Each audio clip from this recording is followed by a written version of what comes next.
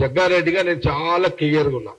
సోనియా గాంధీ రాహుల్ గాంధీ గారు ఏది చెప్తే దాన్ని నేను ఫాలో అవుతా. నేను హైదరాబాద్లో ఉన్నా కదా, ఢిల్లీ పోలే కదా. నేను హైదరాబాద్లో ఉన్నా, ఈరోజు మీ మధ్యలో ఉన్నా. కాకపోతే నేను సోనియా గాంధీ రాహుల్ గాంధీ గారు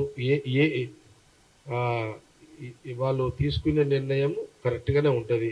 అది దాన్నే జగ్గారెడ్డి ఫాలో అవుతాడు.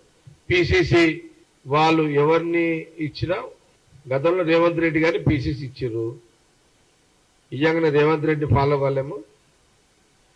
ఇప్పుడు ఎవరిని ఇచ్చినా అదే ఫాలో అవుతాం. నేను హైదరాబాద్లో ఉన్నా, నేనైతే పైరవ్ చేస్తలేదు. మీకు క్లారిటీ ఉంది కదా. ఇదైతే నేను అభిప్రాయాలు చెప్పే ప్రోటోకాల్లో నేను లేను. ఒకటి, ఎవరైనా బాగానే ఉంటుంది, ఎవరైనా ఆ కుర్చీ నడిపిస్తుంది. పిసిసి కుర్చీ ఆటోమేటిక్ నడిపిస్తుంది, అదేమి ఇబ్బంది ఉండదు. నేనేం చెప్తుంది తెలుసా, గాంధీ భవన్లో అటెండర్ పోస్ట్ ఇచ్చినా చేస్తాను. అది పెట్టుకోండి, అర్థమైందా? ఇది సీరియస్, నేనేమి మీకు జోక్ చేస్తలేదు. సోనియా గాంధీ రాహుల్ గాంధీ గారు జగ్గారెడ్డి ఒక 2 నెలలు గాంధీ భవన్ అటెండర్గా డ్యూటీ చేయాలంటే కూడా చేస్తాను. 10 ఇంకుంది కదా నాకు, నా వయసు 58, 10 ఏళ్ళు అన్నా కూడా ఇంకొక 68 దాకా 10 ఏళ్ళ టార్గెట్. ఈ 10 ఏళ్లలో నేను ఖచ్చితంగా పిసిసి ఎప్పుడోసారి అవుతా, ఒకసారి ముఖ్యమంత్రి కూడా అవుతా. ఏది 10 ఏళ్ళ లోపు. ఈరోజు ఇదేంటి, ఇదే సంవత్సరం ఇది 24, అంటే నా వయసు 58. మొన్న దసరా, అక్టోబర్ దసరా, మొన్న 23 దసరా రోజు మా సంగారెడ్డి దసరా రోజు గంజి మైదానంలో చెప్పిన, రానున్న 10 ఏళ్ళ లోపు కాంగ్రెస్ పార్టీలో పిసిసి కావాలి, పార్టీకి మంచి సర్వీస్ ఇవ్వాలి, ఆ 10 ఏళ్ళ లోపు ముఖ్యమంత్రి కూడా కావాలి, మంచి ప్రజలకు మంచి పరిపాలన ఇవ్వాలి సోనియా గాంధీ రాహుల్ గాంధీ నాయకత్వంలో అన్నదే నా యొక్క ఏమంటుందని నా ఆలోచన. నాకు నో ప్రాబ్లం. ఈ లోపల రేవంత్ రెడ్డి గారు అయ్యారు, ఇంకా మళ్ళీ నెక్స్ట్ 5 ఏళ్ళు ఉండాలని ఆయన ట్రై చేస్తాడు.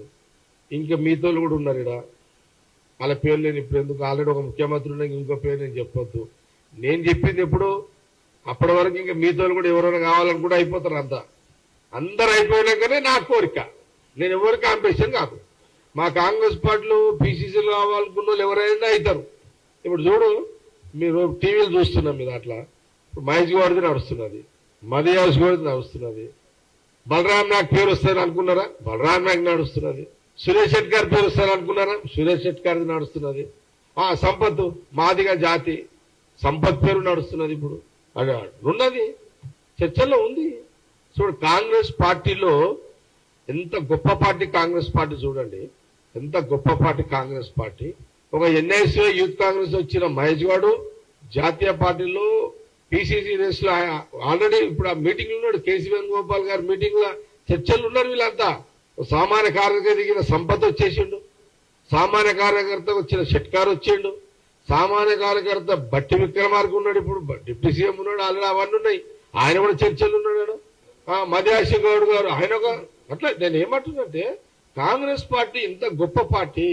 ఇలాంటి చర్చ ఈ దేశ రాజకీయాల్లో ఇలాంటి అవకాశాలు ఎస్సీ ఎస్టీ బీసీ మైనార్టీలో కూడా ఏమైనా క్లెయిమ్ చేస్తే వాళ్ళకు కూడా అక్కడ చర్చలు ఉంటారు. ముస్లింస్ కూడా చూడండి, ఇంత గొప్ప పార్టీలో ఇంతమంది పిసిసిలు దాదాపు 10 మంది చర్చ జరుగుతుంది. ఈ రోజు ఎలక్ట్రానిక్ మీడియా, ప్రింటింగ్ మీడియా, ఈ రోజు చూడండి వార్తల మీద వార్తలు, బ్రేకింగ్ల మీద బ్రేకింగ్లు. సామాన్య కార్యకర్త నుంచి వచ్చిన నాయకులుగా ఎదిగి పిసిసి వ్యవస్థలో ఉండడం అంటే మామూలు మాట కాదు. ఇప్పుడు బీజేపీ ఉంది, బీజేపీలో ఇలాంటి స్వతంత్రం ఉంటుందా? ఎవరైనా క్లెయిమ్ చేస్తారో పేరు వస్తారు ఎవరికైనా, నాకు ఈ మనసులో ఈ కోరిక ఉంది అని ఎవరైనా బీజేపీలో నేను ప్రెసిడెంట్ అని చెప్పుకోగలుగుతారా? బీజేపీ పార్టీలో బీఆర్ఎస్ లో అసలు బీఆర్ఎస్ లో ఉండదు. ఎందుకంటే అదే ఆయనే రాజు, ఆయనే మంత్రి. మరి సమస్త కులాలకు పిసిసి ప్రెసిడెంట్ అయ్యే అవకాశం ఎక్కడుంది? ఒక కాంగ్రెస్ పార్టీలో ఉంది. అది సోనియా గాంధీ రాహుల్ గాంధీ గారి యొక్క నాయకత్వంలో. ఈ 10 ఏళ్లలో అంటే నేను ఏమంటున్నాను, కాంగ్రెస్ పార్టీ కాబట్టి కోరిక ఉండడం తప్పు కాదు, చెప్పడము తప్పు కాదు, ఆశించడము తప్పు కాదు. నేను ఒక విజన్ మీద ఉన్నా. చాలా నా పుట్టుక కాడి నుంచి ఇప్పటి వరకు నేను పుట్టిన కుటుంబము, నేను పెరిగిన వాతావరణము, నాకు అన్నిటి మీద ఒక ఆలోచన ఉంది. అది ఎప్పుడు నేను చేయగలుగుతా. అందుకే నేను కాంట్రవర్సీలో లేను. ముఖ్యమంత్రిగా రేవంత్ రెడ్డి గారు ఈ 5 ఏళ్ళు మళ్ళా ఆయన 5 ఏళ్ళు ఉండని ట్రై చేస్తాడు, తప్పు కాదు. మీతో కూడా ట్రై చేస్తారు కదా, మళ్ళీ మన బీసీలు, ఎస్సీలు, ఎస్టీలు వాళ్ళు కూడా ట్రై చేస్తారు. వాళ్ళందరూ అయినాకనే లాస్ట్కి నేను ఎక్కడ కూడా నో కాంట్రవర్సీ, ఎవరితో ఏం లేదు. నా పాలసీ ఒకటే, నా జోలికి ఎవరు రావద్దు, నేను నువ్వు జోలికి పోను. ఎవడన్నా జోలికి వస్తే ఎవరిని